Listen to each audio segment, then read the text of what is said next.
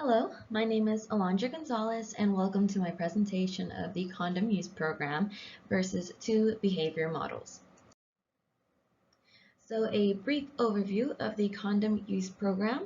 The Population Services International was the group that took charge of this program. Now their goal was to decrease HIV rates by increasing condom use. Their approach to this study was done in three major ways. The first one was planning, in which they had to determine what strategies could provide the best possible outcome. The second step was implementation, where they narrowed their strategies and put them to use, such as small group activities, interpersonal communication, and street theaters. And lastly, the monitoring and evaluation step was their form of collecting data. Ultimately, the condom use program had some success. They achieved their goal because there was a correlation between condom use and activity exposure. So the more males that engaged in the PSIs, the Population Services International program, and implementation strategies, the more males there were using condoms while with a commercial sex worker.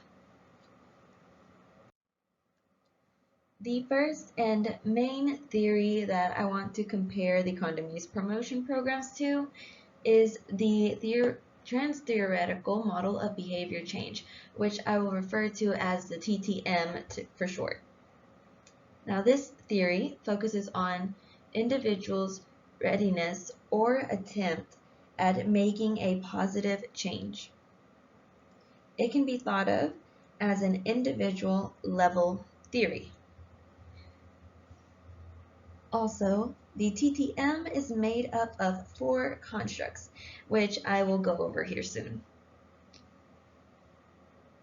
And it also has its critiques, just like almost anything. There are going to be people that disagree.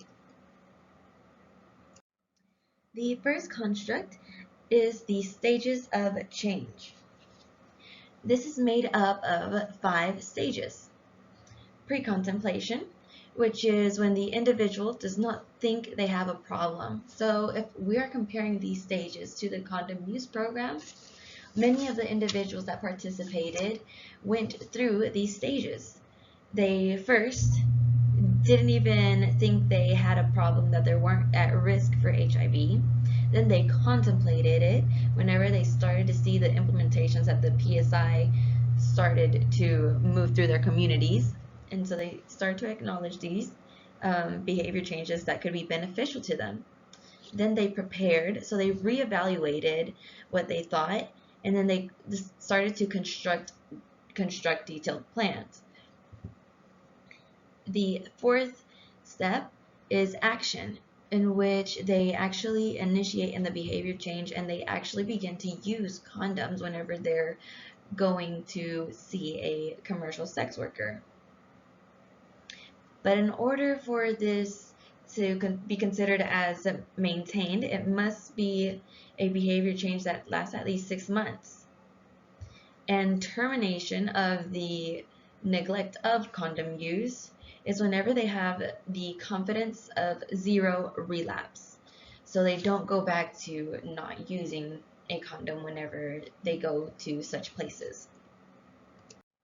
Construct number 2 is decision balance. Decision balance is whenever they're outweighing the pros versus the cons. So many of the individuals started to think, so what are the benefits and disadvantages to using condoms? And that's whenever they go into the pre-contemplation stage, in which usually the cons are greater than the pros, because they're not even thinking that this is a problem. But then when they reach the contemplation stage, they start to shift, and that's whenever the pros start to outweigh the cons. The third construct of the TTM is self-efficacy. The Habits Lab at University of Maryland, Baltimore County reports that this is the degree of confidence the individual has in maintaining their desired behavioral change in situations that often trigger relapse. So how strong are they to overcome those temptations? And the three most common ones are emotional distress, positive social situations, and cravings. So these three temptations can cause them to relapse. The fourth and final construct of the TTM are the processes of change. So this is any activity that can potentially help modify the behavior or mindset of the individual. So this can be beneficial in helping the individual accept that this behavior change is going to be beneficial to them or of a positive form to their lifestyle. So the processes of change can be split up between experiential and behavioral processes. A few experiential can be raising consciousness and self-re-evaluation. Behavioral processes are helping relationships and stimulus control. Also, in the TTM, they talk about how it's more beneficial and the outcomes are usually better whenever the individual is receiving more rewards than punishments. So punishments would be if they relapse and then they do get it, something like HIV or just an STI or infection. But then whenever they're rewarded and they continue to see that, oh, the condoms will work and they're not transferring or getting an onset of an STI. The other theory that I wanted to talk about is the health belief model. This is one of the earliest theories, and it is made up of many significances, but among those is the promotion of ideas of planning of educational interventions. The health belief model is made up of 6 constructs, unlike the TTM. That first one is perceived severity, which is the belief about how serious a condition and its sequel are, which this definition was from an article by Champion and Skinner.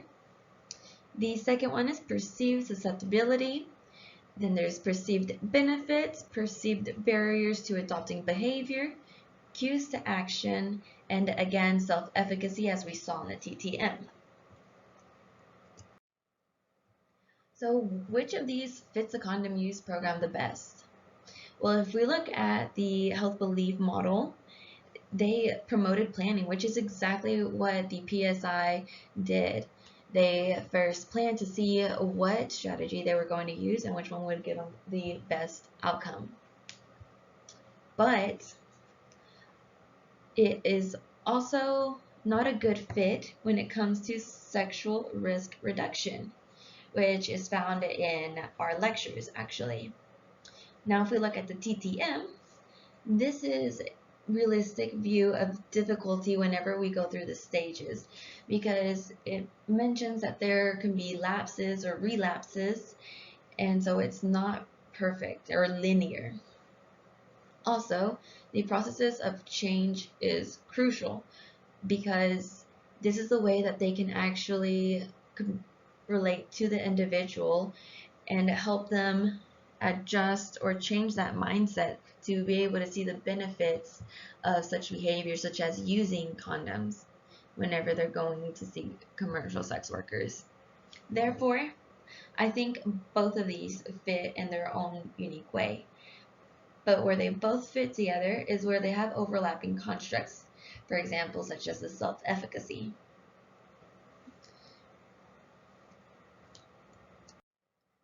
So if we look at the condom use program overall, it did have some weaknesses. First, it had flaws in the way that they recorded data. So there was a lack of exact number of commercial sex clients, and there was also a lack of exact attendees at the interventions. Also, another weakness was if there was easy access to these condoms. Because if there wasn't, then that just makes it harder for us to get positive results, or the PSI to get positive results. But changes that can be made, if we start off with the data collection, we can have, for example, uh, sanctuaries or places that these people actually go to, the male clients actually go to, and that way at the door everyone is being marked in some form or given a bracelet or something just to say that they were already checked in, and that way we can keep count of how many people actually went to the interventions. Another change that can be made is condom giveaways, which the CDC says that providing condoms free of charge is one of the implementations that are pretty beneficial. So this could be useful to the PSI's condom use program. Also, another one is, what if they went behind the scenes? So instead of doing the street theaters, they could instead be pretending that they're locals and just being friends to the people, and then just encouraging them, being that positive peer that encourages them to actually engage in condom use instead of a stranger just acting out why it's beneficial. And lastly, a change that can be made is to ensure that the interpersonal communicators stay on track during conversations, which there was a review in an article that mentioned that it can be very beneficial, but just as in the condom use program, a lot of them would get very sidetracked. So making sure that they stay on track and specify the negative aspects of not using a condom. So this was the overall comparison of the trans-theoretical model of behavior change and the health belief model to the condom use program and how they both fit. Right here you can find the sources if you want to look any further.